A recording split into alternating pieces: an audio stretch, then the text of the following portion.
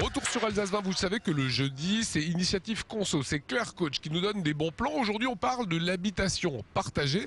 Est-ce qu'on sous-entend, Claire, par habitation partagée, de la colocation? Non, pas du tout. Alors, le principe est d'acheter à plusieurs un terrain pour pouvoir construire un bâtiment neuf. Donc, à la fois une habitation collective et individuelle. Chacun aura son propre espace d'habitation. Pourquoi l'habitation partagée n'arrive que maintenant? Est-ce qu'il y a des lois qui ont créé cela? L'avantage de ces bâtiments, c'est qu'ils sont BBC, donc basse consommation. C'est très bobo, c'est dans l'air du temps, c'est vrai, il faut le dire. Il y a une loi, la loi Grenelle 2, qui impose à partir de 2013 des nouvelles normes de construction. Désormais, lorsqu'il faudra construire un bâtiment neuf, donc une nouvelle construction, il faudra répondre à ces nouvelles normes. Je vous propose d'écouter un des locataires qui vient d'emménager dans une de ces maisons.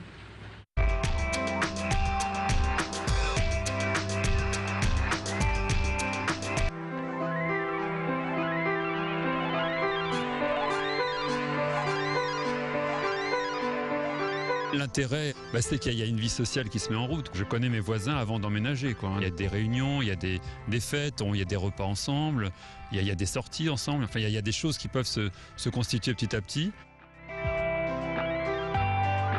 On souhaite vraiment s'intégrer dans le quartier et participer à la vie du quartier. Et surtout, en fait, ce qui est important aussi, c'est dans toute cette démarche, on a été notre propre acteur de l'habitat. C'est-à-dire qu'on a choisi dans quoi on voulait vivre, de quelle façon, les matériaux qu'on voulait utiliser et bien sûr aussi les bonnes performances énergétiques. Il y a ce choix aussi de la qualité de vie en ville qui est important et de dire si on arrive à être maître un peu de tous les aspects, on peut avoir un habitat qui correspond bien à nos attentes et nos envies.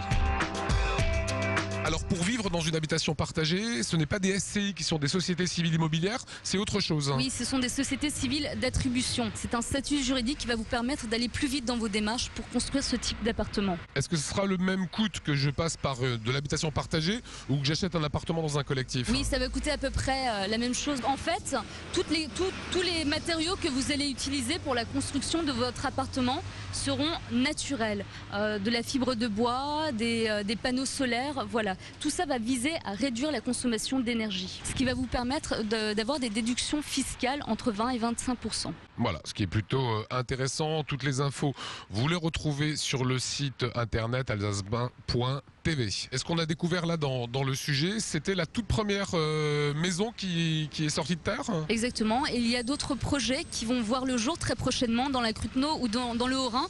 Et vraiment, cette première construction a donné un véritable coup de pouce à d'autres constructions. Voilà pour les bons plans de cette habitation partagée.